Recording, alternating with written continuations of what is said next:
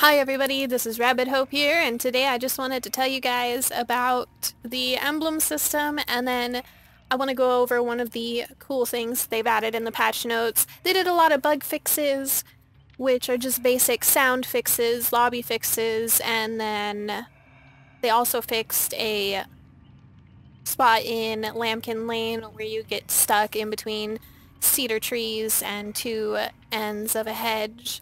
And then there's also the fix they did for the Nightmare's red paintbrush, which will reduce the chase music. And then another thing they fixed for one of the killers is the hag's traps. When they get triggered, you will no longer hear them map wide. It's within a 60-meter range. So personally, I think those are the most important ones to touch up on from the bug fixes. Other than that, it's just some basic lobby fixes and sound fixes and broken screen fixes and stuff like that. So it just gets really repetitive. So the other thing that I wanted to talk about are the reworkings of the offerings. So for the common offerings, they have been raised from 25% to 50%. For the rare offerings, they've been raised from 50% to 75%.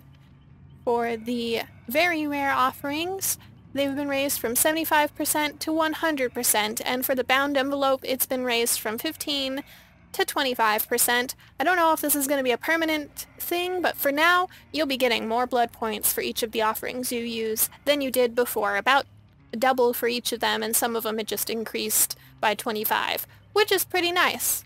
So I'm sure you guys will enjoy that.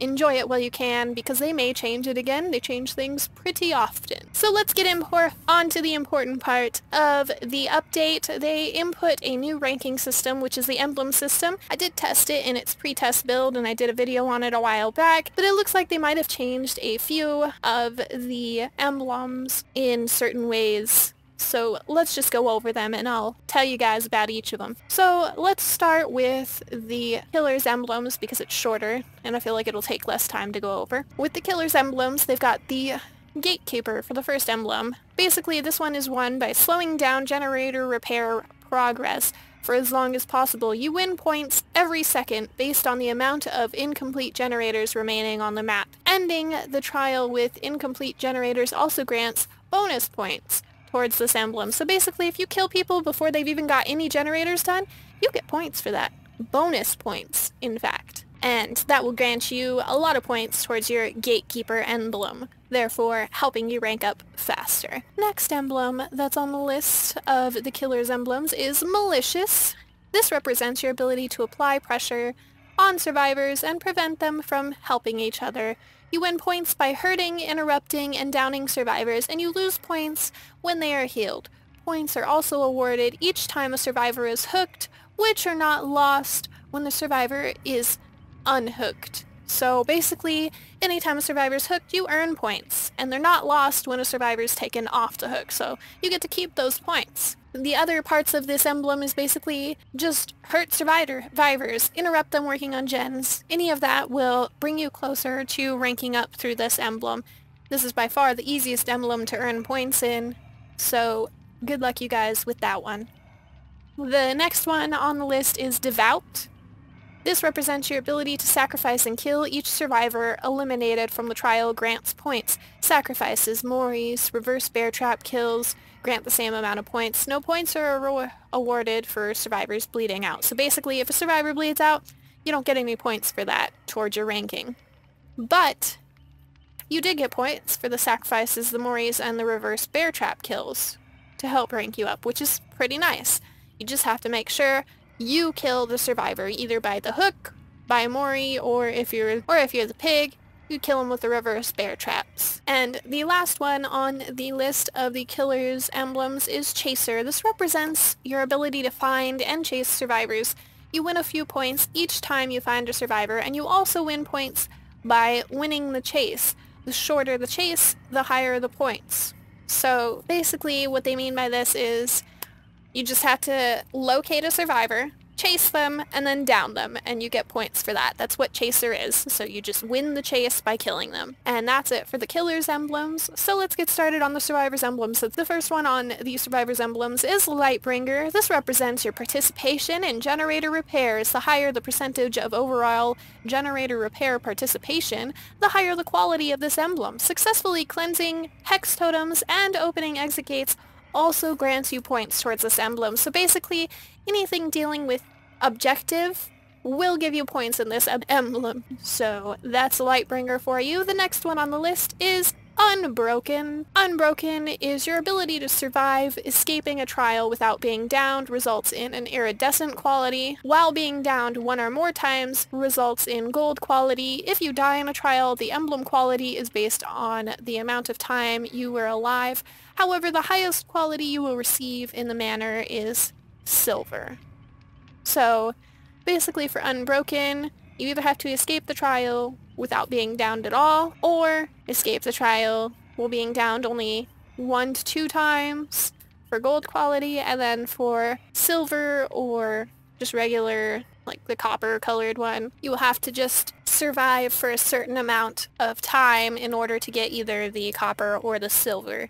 Like if you die right away, there's a good chance you're not going to get hardly any points in this emblem. So try not to die right away. The next one on the list is Benevolent.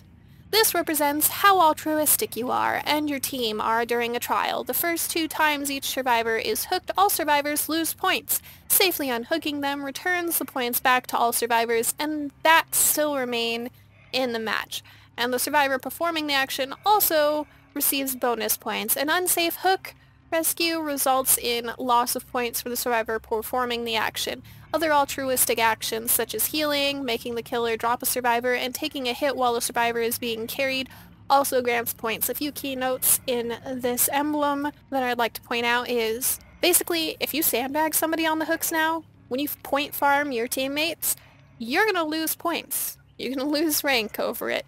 So try not to sandbag your teammates when the killer is around. And sandbagging is basically when you go to pull somebody off the hook when the killer just barely placed them on it and haven't even had time to, like, walk away yet. Or if the killer's camping and you wait until the killer's facing the survivor to pull the person off the hook, which also not a good tactic if you want to survive as well. Another part of Benevolent that I really like is basically it confirms that if you're a survivor and you body block the killer to save a friend, you won't get banned for it. It is a gaming mechanic in the game, and now you get points for it. So have fun, Survivor mains. There's no way you can get banned for that. Just don't teabag people because that's considered like being a bad sport or something like that. So avoid that.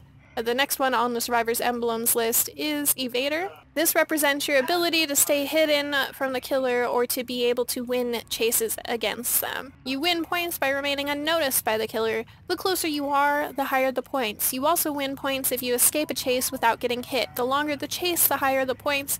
Every 15 seconds you secure your points. However, you will only receive half of the points if you lose the chase. So basically the goal here is to be as sneaky as possible. You don't want to get noticed by the killer, but you do want to be in his radius on occasions. You also, if you get chased, you want to try not to get hit during the chase, and if you do get hit, try not to get downed and killed. Otherwise, technically, you lose the chase. Losing the chase means you got downed, you're hooked, killers caught you. Winning the chase means you escaped the killer's terror radius for a certain amount of time, the killer is not able to find you, and then after that certain small amount of time passes, you have won the chase. So that is the Evader emblem. I like that emblem because I'm chased a lot and it really helps me earn them points, if you know what I'm saying. The different colors of emblems you can earn are bronze, silver, gold, and iridescent. And then the way the point system works is between 0 and 5 points you will lose 1 pip, between 6 and 8 points you get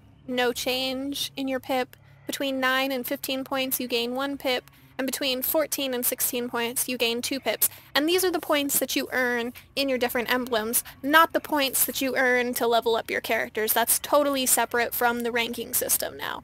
So the points you earn to level up your characters, separate from the ranking system points. They're considered two totally different things, even though they kind of correlate in some way or another. And thank you so much, you guys, for watching. I really appreciate it. And if you guys want to see some live gameplay from me, check me out on Twitch. I stream every Sunday, Monday, Tuesday, Friday, and those are the 4 days I stream. And I stream from 2 to like 5 or 6 o'clock, so my streams are usually relatively long. So if you guys want to check that out and see some live gameplay, go right ahead. I'll welcome you, and I hope you guys have a wonderful rest of your day. Bye-bye.